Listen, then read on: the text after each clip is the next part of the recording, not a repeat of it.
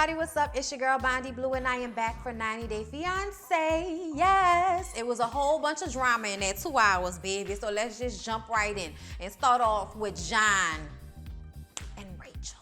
Okay, they are the least problematic couple on the show, all right? And this episode, we are really delving into the fact that John has a record beating people's faces in. He has gotten into 50 or 60 fights over the years, and about 5 big ones that got him in jail or got him some time or got him charged or just something that put a bad mark on his record, which made it impossible for him to get his little green card to come over here to America to be with Rachel. Now, they met with his 2 friends. I ain't like the 2 friends because I felt like one of the friends seemed to be like, what you a nationalist? Like, what you, you know, how you feel? Like, he was like, you know, I just think it's mad that he got all the way across the pond for a relationship. And I'm just like, I mean, so what? Like, she's here now. He didn't go across the pond. She's here. So what's the problem? You know, they just kind of made me feel like they just had a problem with her because she was American. I don't know, but I didn't like it, okay? Also, she wants to know if his fighting days are over. And they say that his fighting days correlated with his womanizing days. So maybe if he's done with the womanizing, he's done with the beating the shit out of people. I don't know. All I know is John having a record for fighting buku people sound like some shit that would barely get you arrested over here in this country. I'm just saying, we love to fight and shoot people and shit. That's what we do over here. I'm just saying, y'all, let's be honest. Like, who actually gets arrested that much for just fighting? Like, I don't know a lot of people that's got a record just from fighting. I really don't. I know people that's got records from selling drugs and getting in fights, but never just all assault. Domestic disputes, yes, but not just all out bar fights, 50 or 60 of them. Like, what the fuck is really hood with John? Like, I'm just saying, because his demeanor on the show is so calm. It's a really opposite of what they're saying his life was like before Rachel came into the picture. But his friends seem like some haters, if you ask me. Okay? Some real true blue haters. All right? Karine and Paul.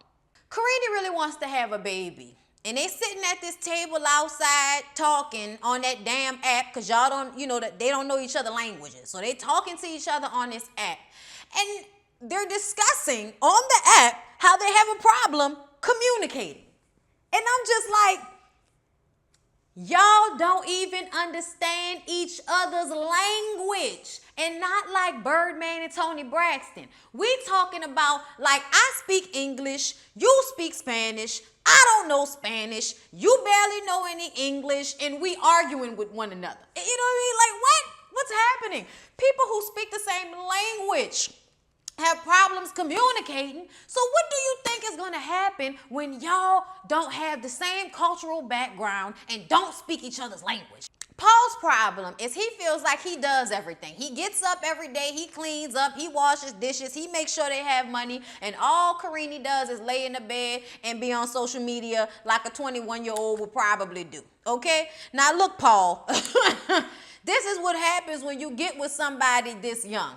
Okay, they are not on your same level. I don't know why you thought that she would be on your same level as far as how things need to be done around the house. If you ask me, you need to go ahead and find you a type A personality just like yourself. Somebody who's going to be just, you know, is on top of it as you are. And she probably is over here in America, Paul. Okay, y'all, I can't deal with him because I feel like he's putting himself through all of this all because he's too insecure and too scared to find a woman out here in America. Look, I'm just being honest with how these men come off. Like they will deal with anything in these relationships with these women as long as the women are attractive and need them for money. Like, that really seems to be the criteria. So I bet not hear not another one of you motherfuckers say anything about how, oh, they want money from me or she's a gold digger. This is what y'all go after. Y'all seek women that need y'all for financial stability and for a better life. Also that you can leverage that against y'all relationship. Oh, you want a better life? Then I guess you're going to have to deal with all my bullshit.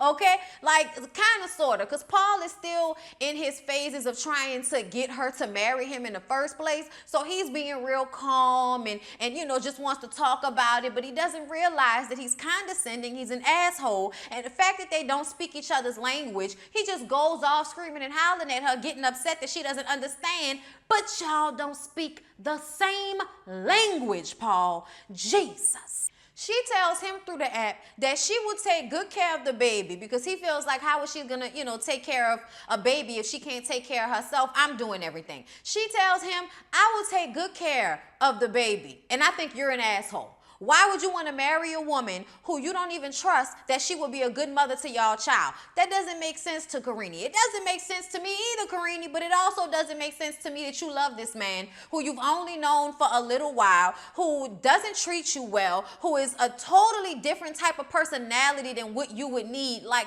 I really think Karine needs to find her a nice young man that's around her age. Like, why don't y'all try to get Karine on a student visa or something like that to get over here? Like, she needs something else. What she doesn't need is Paul and his on the verge of being abusive looking ass. Like, he just gives you the vibes that, oh, I'm playing it cool now, but as soon as I get her ass over to the States and she ain't got nowhere to go, it's all gonna be what Paul wants, all right? Y'all, I don't like it.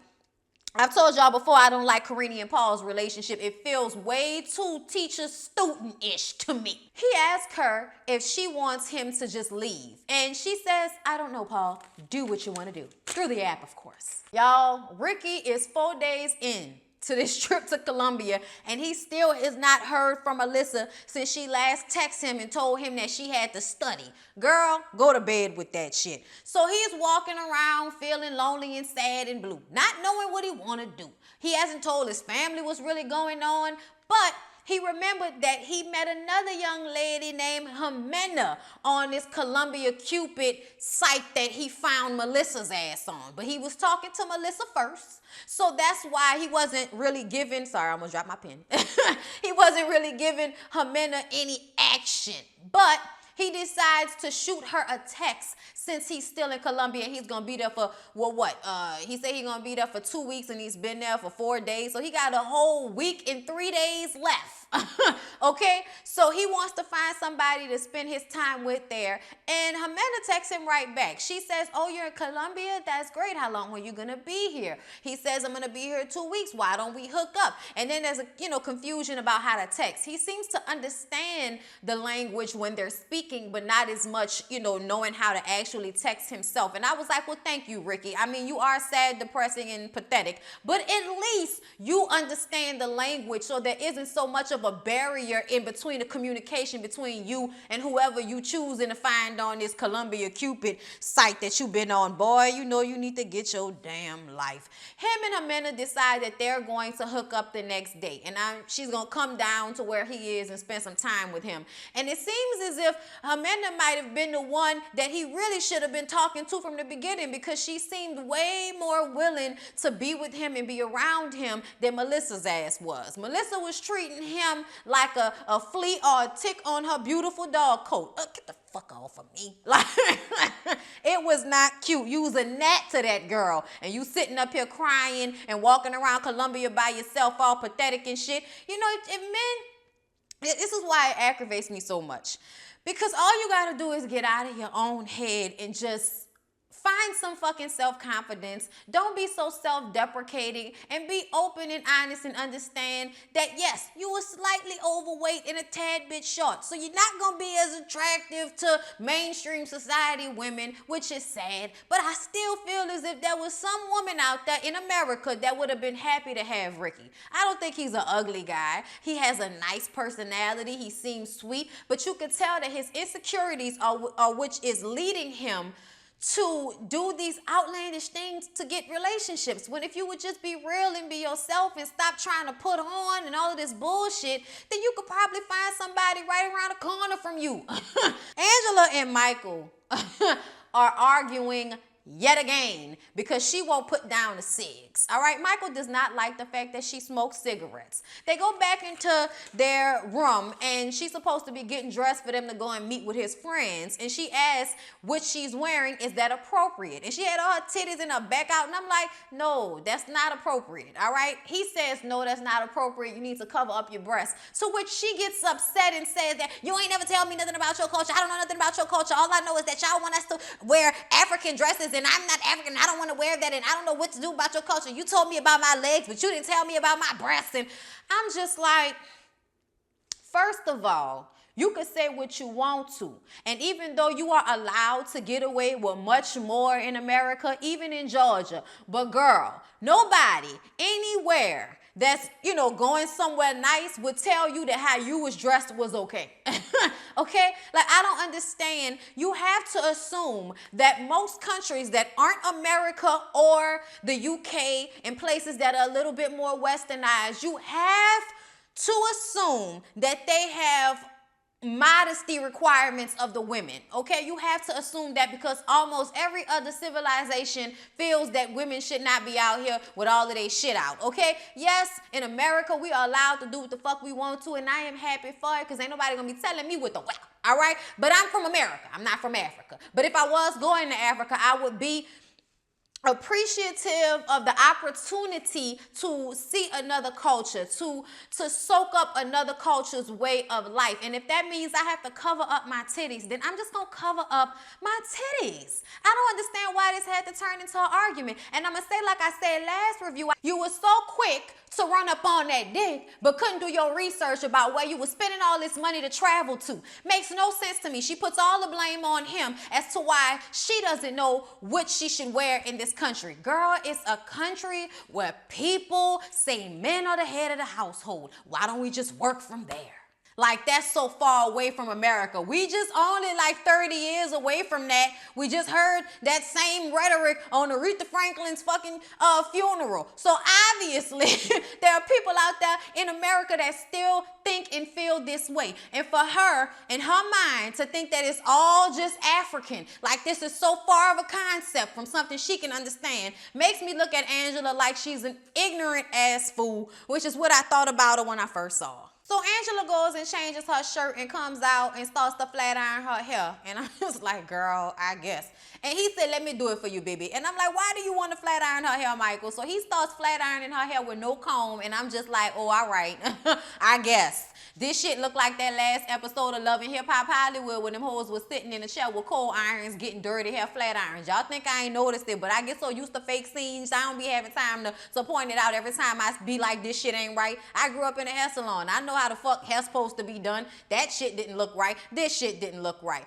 And that's when she says, time moves quick for me, baby, because he said, you just got to be patient with me. And she says, I don't have all of that time. When you're old, the time moves faster. And she made another comment about her age compared to his age. And she was like, see, it bothers me more than it bothers you. And that's when he was like, no, it bothers me too. And I think he was saying that just to say, like, no, I understand where you coming from, or I get it, or whatever. He was trying to comfort her ass, all right? Because he knows that she's going to take care of him if he moves to America with her. So he's trying to make her happy. But she gets pissed off when he says that. And I personally feel like her instincts are right, that something ain't right about Michael, but at the same time, bitch, you already knew that. It's 1 in a million that he's really gonna be sexually attracted to you and really want to be with you the way you want to be with him. So the fact that now that's coming to you as a realization is just like, oh girl, that was the situation from the very beginning.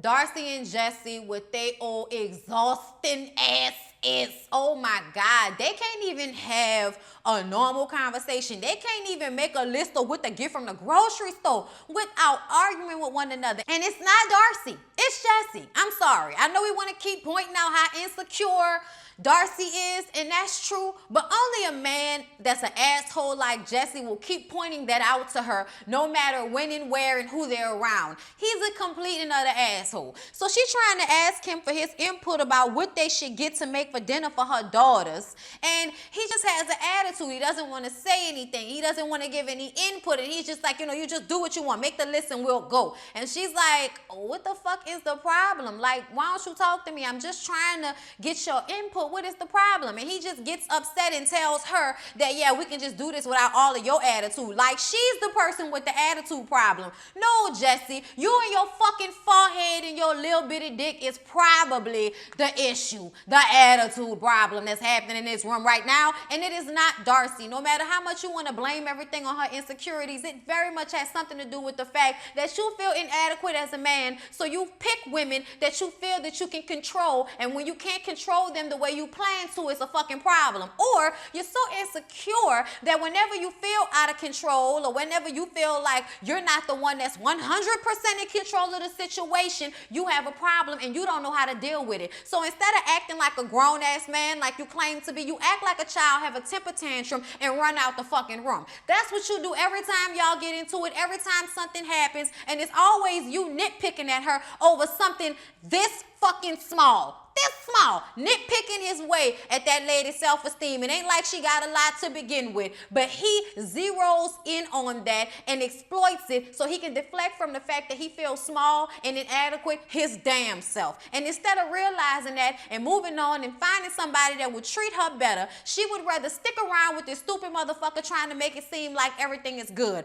I hope the sex is good enough, Darcy. I really do, because you're going through a lot for this motherfucker, okay?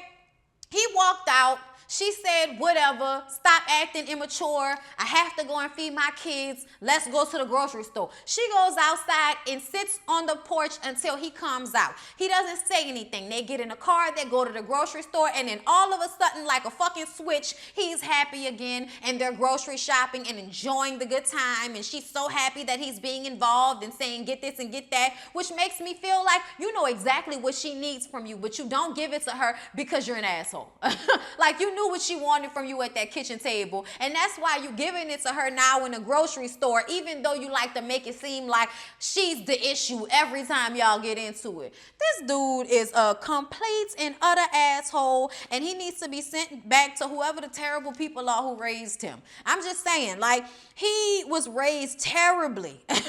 I'm just saying, y'all, I don't feel like Jesse is a good person. Jesse thinks he's a good person, but he's not. You make people feel like shit, and it makes no damn sense whatsoever. While they're walking down the aisles, they see some baby stuff, and he's like, Darcy, you don't want to get any Pampers? Now, you know you with a woman that's 43 years old, right? You know that women can't always have children once they get into their 40s, and they're on their way into their mid-40s, right? So why are you bringing that up and then go say, I know I shouldn't bring it up because, children is far out for us and the relationship isn't stable? Fuck the relationship not stable. She 43 years old. What are you talking about? You want children. That's a thing now. But you want her to know, and everybody else in the fucking grocery store to know, that her kids aren't your kids. Darcy, move on.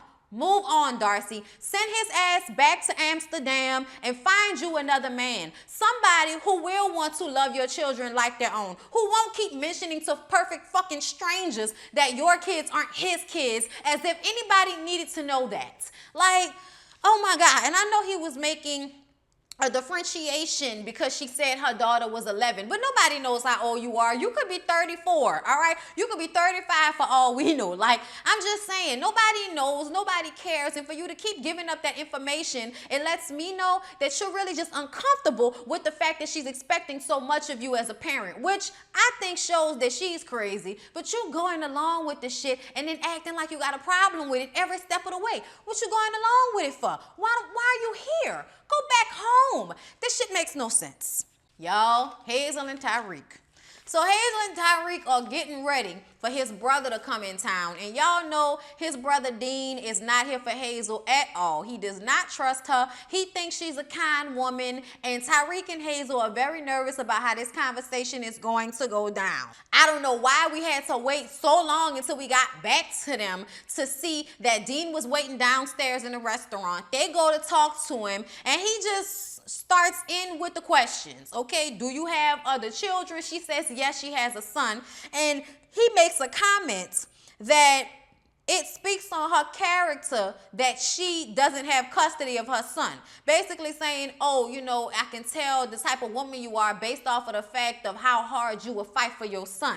And he was basically saying that she was less than because she didn't fight for her son. I feel like, Dean, you don't know that lady's situation. For you to judge her like that, that's fucked up. If you want to judge her about something, ask her about her intentions with your brother. Ask her if she really loves your brother. Ask her if she is with your brother just because he got money. But don't try to make her feel bad as a mother because she couldn't afford to take care of her child. That was some fucked up shit, and I wasn't here for that at all.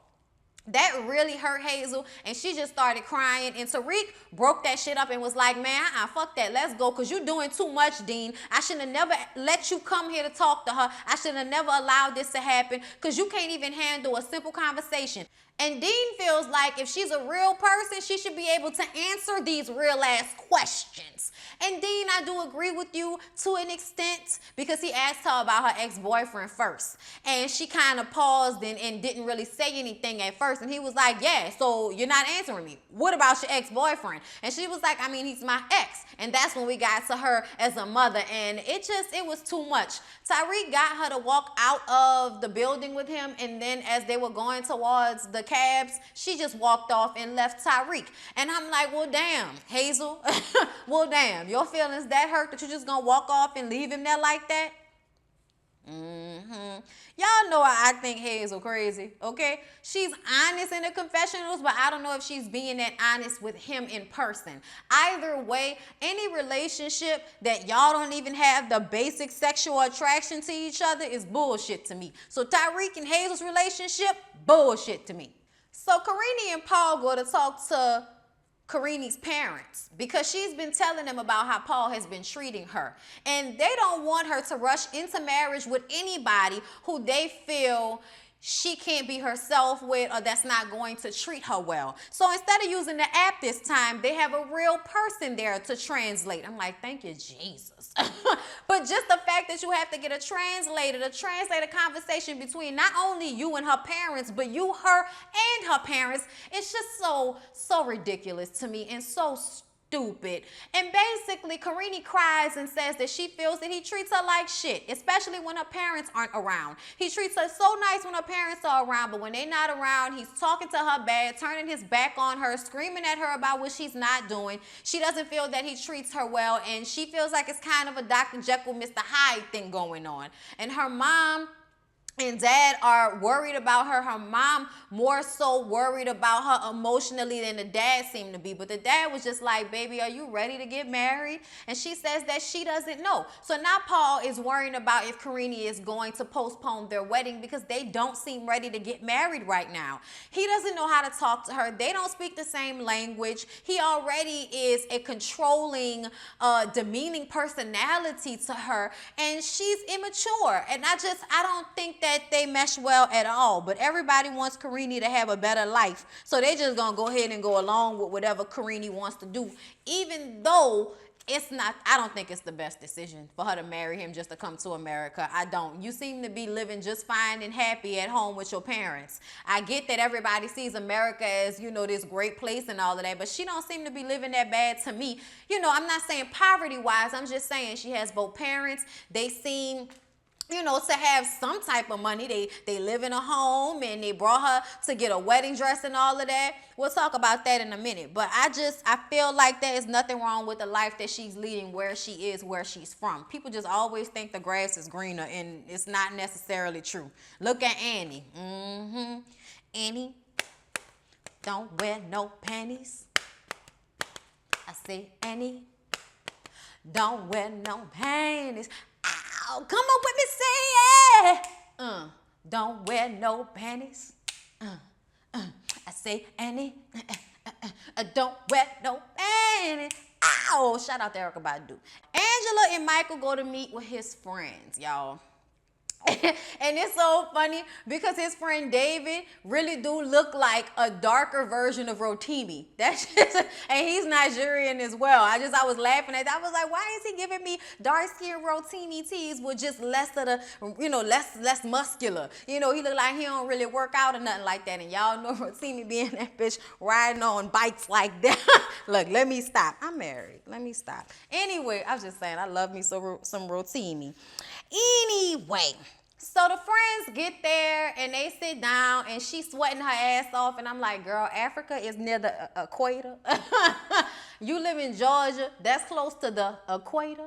I just don't understand like why she has to make such a big deal out of everything, drawing attention to the fact that she a white woman in Nigeria. Like, you know what I'm saying? Like, oh, I'm so hot. And it's like, girl, are you going through flashes right now? Like, is it hot or do you have hot flashes? Because they don't even look like they sweating. Okay? And she asked the friends, were they around when Michael had his first girlfriend? And they not really answering any of her questions. And then she asked, so what was his last girlfriend like? And, nobody wants to answer those questions. They know very much what she's trying to get at. So one of the friends says, Michael's a really good guy. He's a good person. And then the other friend, David, the one that was giving me Rotimi teas, he said, well, you need to understand something about African men. We like to be the head of our household. And she says, well, that's not going to happen with me and him.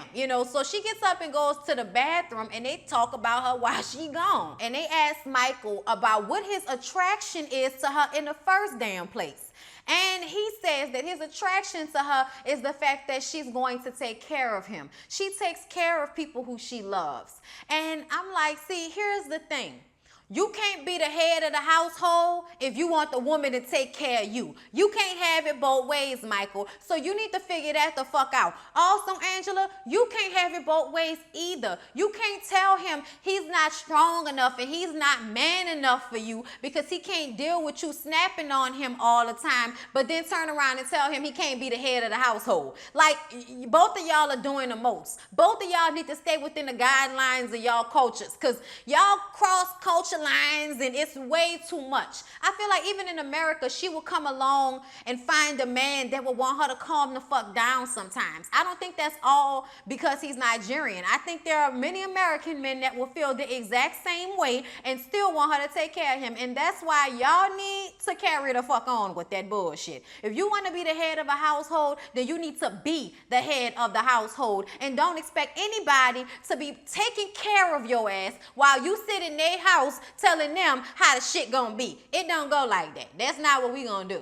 I feel like hell, at least back in the day, men were actually the ones working all of the time. Like they were actually bringing in all of the money. Now you niggas want women to do all of that and you still want to be in charge? Get the fuck out of here with that shit, Michael. Get the fuck out of here with that shit, David. All of the friends, all of the patriarchal men that feel like y'all about to keep living y'all lives off the back of y'all women. Get the fuck out of here. So John and Rachel have a deeper conversation about all the fights he's been in. And he tells her that the first big one was when he was in college and these group of guys who thinks that they can just say anything to anybody because they're in a group said some drunken, disrespectful things to some women and he fucked up each and every one of their faces. And one guy specifically, he messed up his eye and that's when he got kicked out of school and just the beginning of him being so angry. And Rachel wants him to promise her that he will not be that person anymore, that that's behind him. And he says he can promise her that that's behind him. He will definitely do his best to not be that guy anymore. And I do think that it is probably about his maturity level. And he does seem to be more mature now, wanting this type of relationship, wanting to be monogamous, wanting to be in this lady's daughter's life like that. He does seem to want to be better better and want to be grown. So maybe John really is where he says he is with this whole situation. And I hope so, because John and Rachel seem nice together. They seem like they really like each other. They seem attracted to one another. They couldn't stop touching each other. And that's what I want to see. I want to see that y'all actually have butterflies for one another, and that it's not just all online, because y'all know how that is. You can love somebody online and then meet them in person, and then the thrill is gone. The thrill is gone away. Karine and Paul have a conversation about how they're going to make this shit better. And Paul says that he's going to try to handle Karine better. And Karine is like, I need proof. And he's like, well, there's no way that I can prove this to you. You know, I have to do it. I have to actually prove it to you with my actions, and that will take time. But he's begging her not to postpone this wedding. And even though she's not 100% convinced, she says that she loves him and she believes in him, so that, you know, they'll still get married. And her mom go shopping for a wedding dress, and her mom is so disappointed that she decided to continue on with getting married. But they really have only a short period of time. If they don't make this happen within his first trip, because he's been there for a couple of months, they're supposed to get married in a week. If he doesn't get this all taken care of now, he can't come back to her country for another year. So they have a time limit on the time frame in order to do everything. And that's another reason why you shouldn't be doing it, because there are way too many confines on the relationship. The age, the communication, the fact that you only have a certain limited amount of time in the same country with her without y'all being married. Her mom, even though she thought her daughter looked beautiful in the dresses and she was happy that her daughter, you know, is going to have a better life, she still feels like this is all happening way too fast, and she doesn't trust that Paul is going to take care of her child. But she knows that Karine's going to have a better life. So she's just trying to push through and do what she needs to do to support her daughter. And Karine doesn't even know, you know, how she feels. She feels like this marriage is moving too fast. And I'm just like, if everybody feels like this shit is happening too fast, maybe we shouldn't be doing it. Maybe we shouldn't be doing it. But I think if her mom or her dad would have made more of a fuss about it, maybe she would have eventually decided not to get married with him. But the fact that they just want her to be happy, oh, she gonna have to figure this out on her own, girl, on her own. So Ricky finally meets Jimena. She comes the next day and meets him at his apartment, and she is so much more nicer, y'all. She's so much nicer. She brought him a gift. She's attracted to him. She seems more his speed, you know, like less like a child and more like a woman that's his age. She's very beautiful. Like he said, she has a sparkle behind her eyes, and he can already feel the difference in the way she treated him compared to the way that Melissa girl treated him.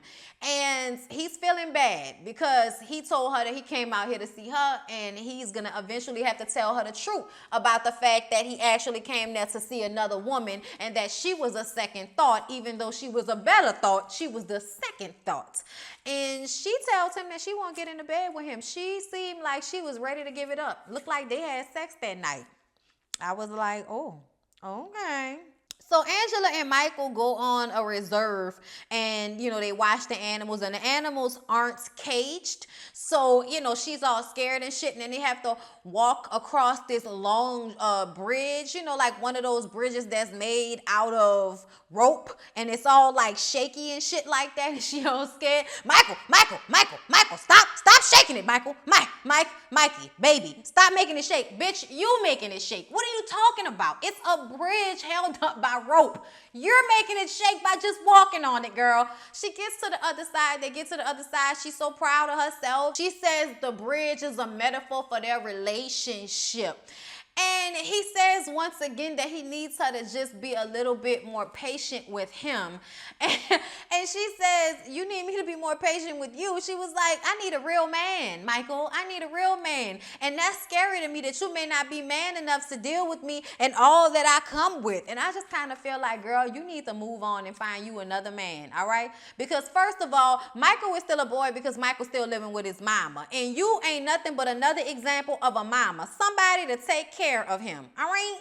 Girl, you need to stop. And he tells her that she needs to work on her snapping, and that's when she tells him he needs to work on not making her snap. And I'm just like, so it's always him and it's never you. Like Angela, even though he has his shit about him, she is also an asshole. Angela is really an asshole. I'm telling y'all, her need to control everything and then blaming it on her past. Girl, all women have been cheated on one time or another, and sometimes we do the cheating too. So all of this feel bad for me, woe is me, because I got cheated on bullshit. Oh girl, grow up. Grow up, okay? Life, that's life. Deal with it and move on. Not every relationship is the same. So y'all, let's get back to Jessie and Darcy. Her kids come in town. She picks the kids up, they get back to the house, they cooking dinner. One of the daughters is upstairs doing her homework and the other one is downstairs helping them cook. So she's there to witness how Jessie flips out on her mama and overreacts because she was telling him how to cut the steak, or she was trying to stir up the rice-a-roni. Anybody that knows how to make rice-a-roni knows that you gotta stay stirring that shit or it's gonna stick to the pot. He gonna tell her, baby, I just stirred it. And she went behind him. She was like, I'm gonna just stir it again because sometimes it sticks to the pot. He got mad about that. But then when she was trying to help him cut the steak, she said, I worked in restaurant business for years. I know how to cut the steak to, make sure the juice stays in it. And I know how my kids like it. He gets all upset and pissed off and then walks out of the kitchen. Before he demeaned her for a good 30 minutes, it seemed like, while he was cooking this shit. Then he walks outside and she follows him like, come on, why you doing this? We cooking dinner for my kids. And then he gonna say she ruins everything. And the daughter was in a confessional like, he got mad at her over a steak. Like, the daughter see how crazy this shit is. And of course, Darcy is so embarrassed by him. And he's just sitting outside like an asshole on his phone. Y'all, she really needs to let his ass go back to Amsterdam and let that whole concept go. I hate the fact that every time her kids are around, she's like, you think, if he's out here permanently and we get married, you think you'll like that? Girl, you're not gonna like that. You're not gonna like that. Why do you keep pushing this idealistic bullshit on everybody when it's not real, girl? You and this man can't even be together for 5 minutes without arguing with one another. Y'all are not meant to be. Relationships should not be that hard. Okay? And I've been with people where it was like this constant fighting and all of that shit. You don't need to be with nobody like that. Okay? You need to be with somebody that's a friend. Somebody that makes you feel better about yourself, not worse. Y'all telling people on 90 Day Fiancé to watch my review and listen to what the fuck I'm telling them? Anyway, y'all, there's a storm of brewing in the Gulf right now, and I sent my husband to get some stuff for us, and hopefully, the electricity won't go out, but I'm not worried about anything else. I'm worried about my roof getting messed up and leaking again. I need a better contractor. Anyway, y'all, my life. I love y'all. I appreciate y'all. Please don't forget to like, comment, and subscribe to my channel if you have not already. And I'll see y'all in the next one, which will probably be Love and Hip Hop. Bye.